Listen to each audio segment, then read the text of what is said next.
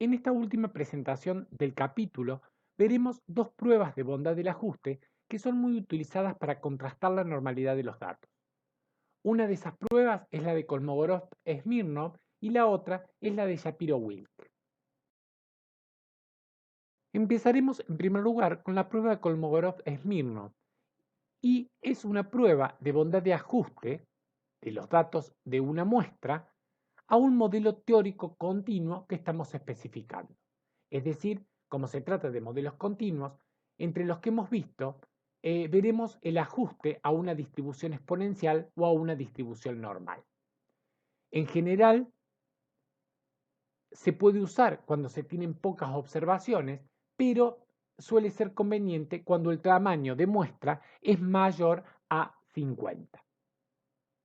Se basa en la comparación entre las frecuencias acumuladas de la distribución de los datos ordenados de la muestra y la distribución también acumulada teórica propuesta en la hipótesis nula. Fíjense que a diferencia de la bondad de ajuste de chi cuadrado, acá estamos utilizando las frecuencias acumuladas de la distribución. Y luego se calculan las distancias entre ambas funciones de distribución. Pensemos, después lo vamos a ver con detalle, pero que tendremos una distribución teórica, una ojiva, digo, y tenemos la función observada. Entonces habrá distancias a esa función tanto por encima como por debajo.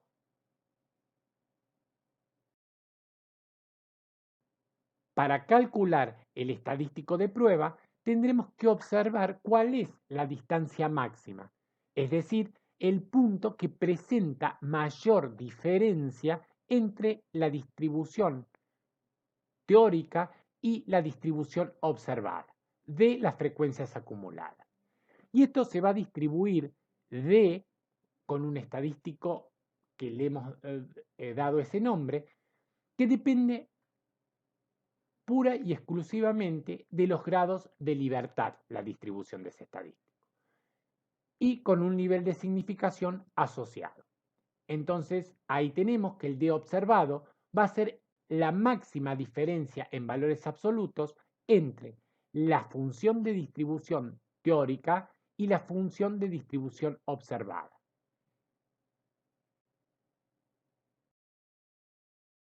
Veremos un ejemplo que corresponde a la actividad 13 que está en el material de estudio, que nos pide comprobar si los datos de la muestra se ajustan a una distribución normal y que trabajemos con un nivel de significación del 5%.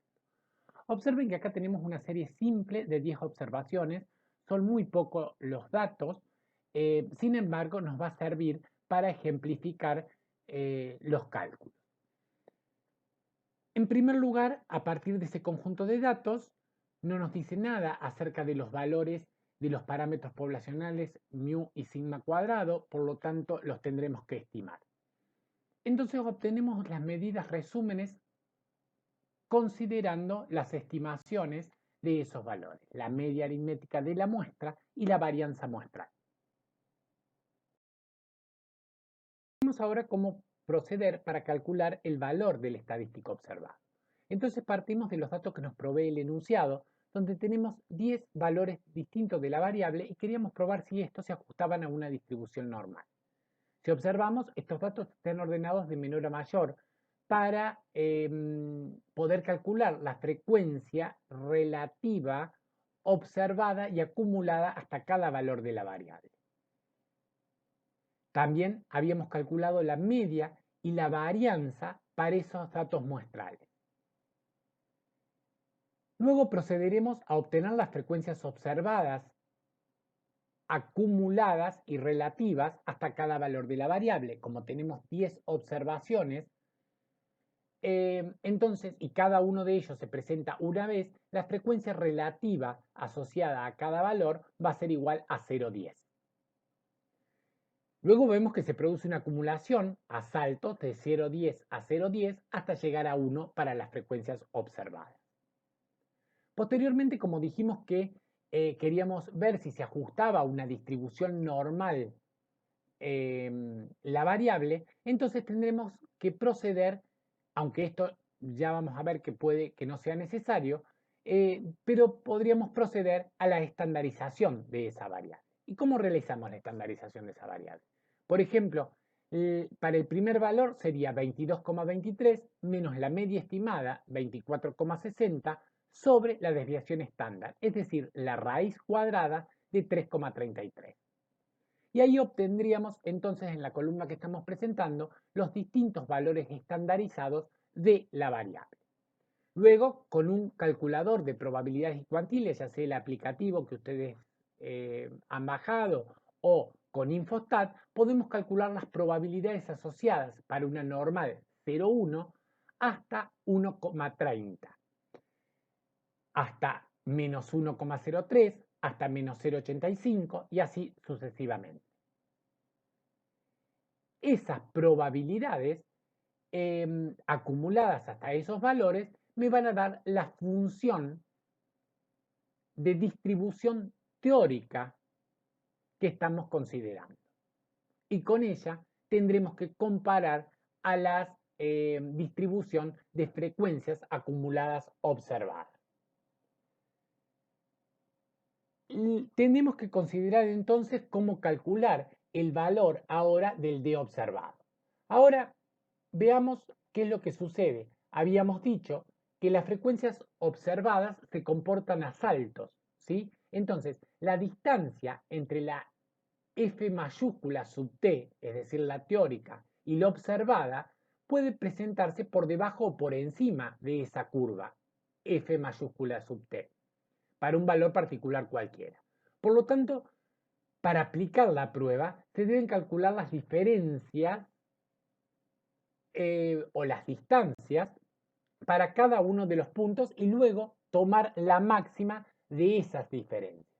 Así, por ejemplo, lo que estamos calculando es la función de probabilidad teórica es 0,097 y la observada es 0,10 en ese punto para esa línea. Ahora, también hay que calcular respecto al punto anterior. El punto anterior en este caso es 0, entonces la diferencia máxima va a ser la asociada en esa línea. Veamos para mostrarlo de manera más clara con la segunda línea. En la segunda línea tenemos una frecuencia acumulada teórica de 0,15. Tenemos que tomar la diferencia 0,15 menos 0,20 y luego 0,15 menos 0,10, que es la frecuencia acumulada observada anterior.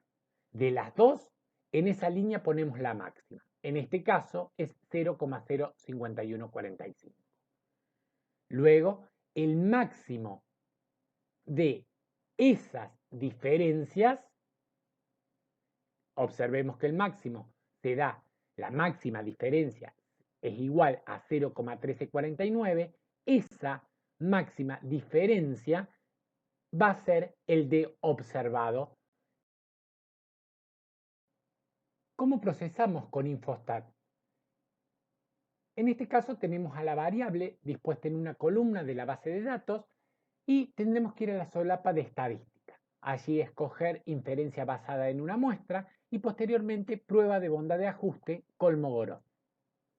Una vez que picamos sobre prueba de bondad de ajuste Kolmogorov, nos aparece un cuadro de diálogo en el que tenemos que poner a la derecha la variable que estamos considerando. En este caso le hemos llamado variable, entonces ahí vemos que ha sido pasada a ese cuadro de diálogo.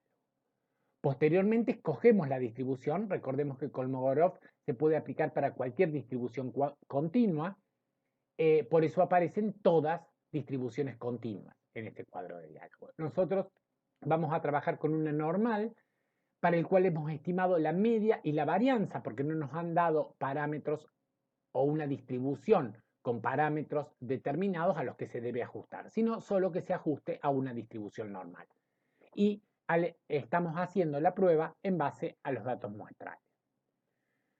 Posteriormente obtenemos la salida de Infostat y en la salida de Infostat tendremos la variable que estamos considerando, el ajuste que lo hemos hecho a una normal con media 24,6 y varianza 3,33, es decir que el ajuste coincide con los datos estimados de la muestra, porque precisamente han sido lo que hemos utilizado para realizar el ajuste.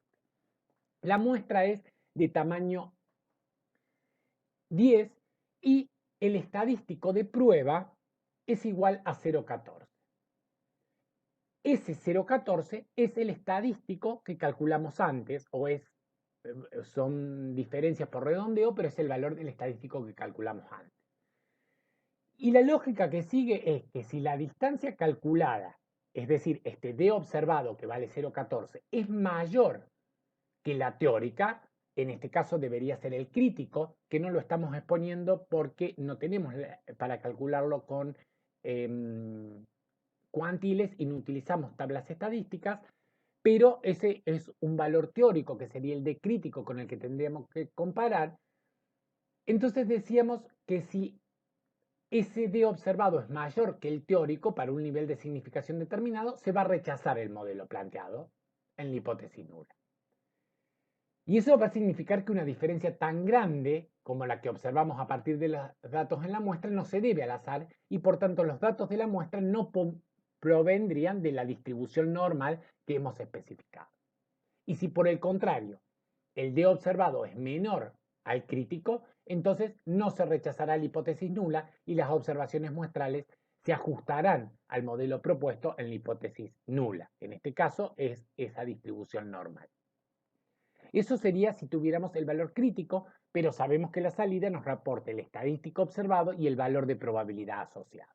Entonces vemos que el valor de probabilidad asociado es un valor alto, muy alto. Comparado con un nivel de significación del 5%, que era lo que habíamos planteado, decimos de que no se rechaza la hipótesis nula. Planteemos ahora la prueba de hipótesis de la manera convencional. En las hipótesis planteábamos de que la variable se ajusta a una distribución normal, en la hipótesis nula, y en la hipótesis alternativa que la variable no se ajusta a una distribución normal. El nivel de significación que estamos escogiendo es del 0,05 y calculamos el D observado bajo el supuesto de hipótesis nula cierta. Ese D observado nos daba aproximadamente 0,14, que son los cálculos que hemos efectuado ahora. El valor de probabilidad a ese D observado lo sacamos a partir de la salida de Infostat y era la probabilidad a la derecha de ese D observado y planteamos la regla de decisión en base al valor de probabilidad.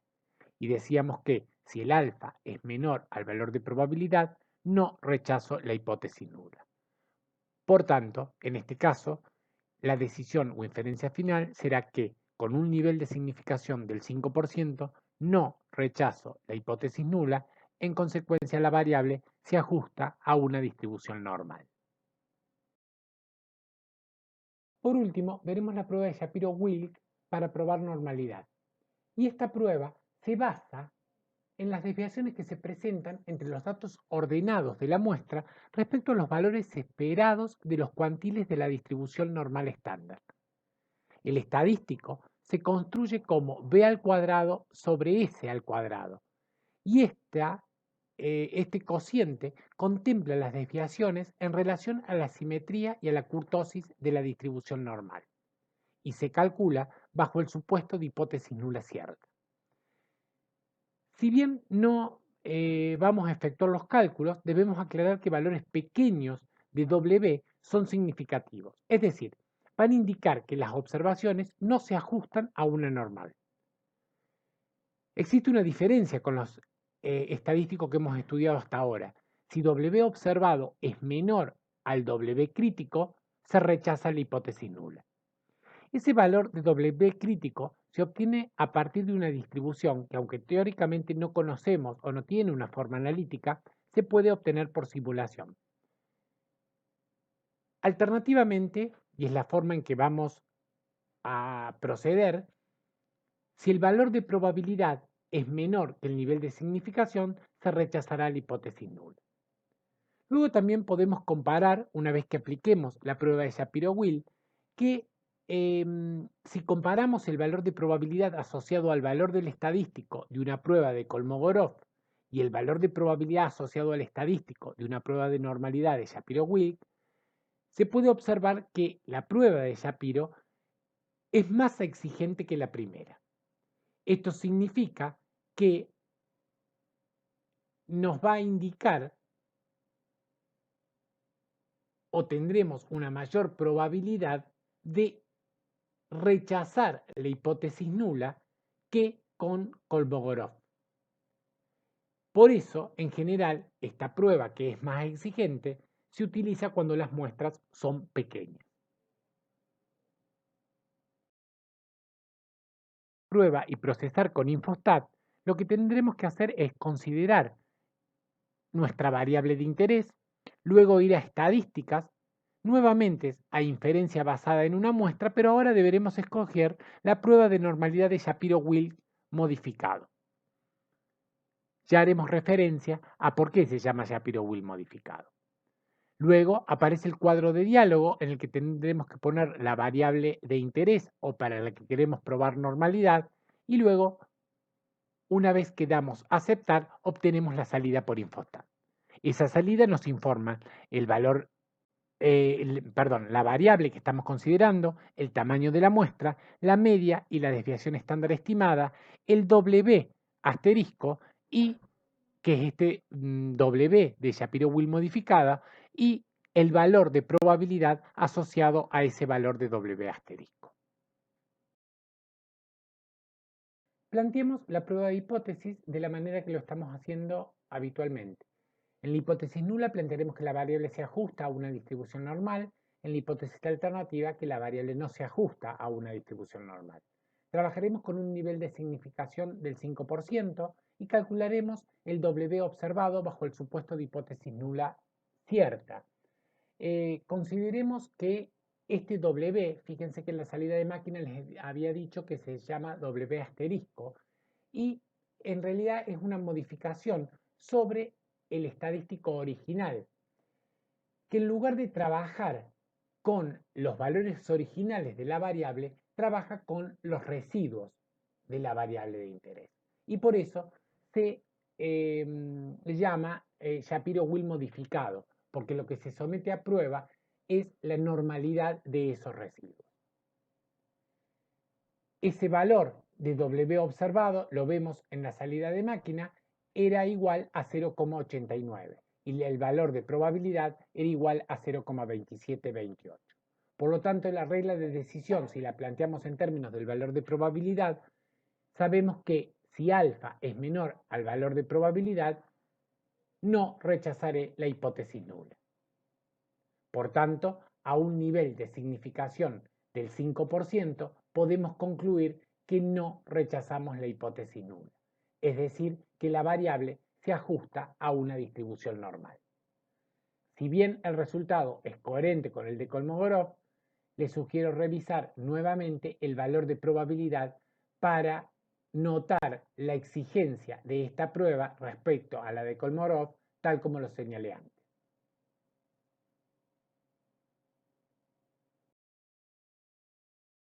Algunos comentarios finales. En relación a la prueba chi cuadrado de bondad de ajuste, veamos que tiene un amplio campo de aplicación. Nosotros hemos dado un ejemplo que se ajustaba a una distribución Poisson, pero podemos considerar datos que provienen de una distribución normal y en ese caso si los datos los tenemos en serie simple o los datos han sido ordenados a partir de una tabla por intervalo. También en algunos casos hemos planteado la estandarización de los valores de la variable.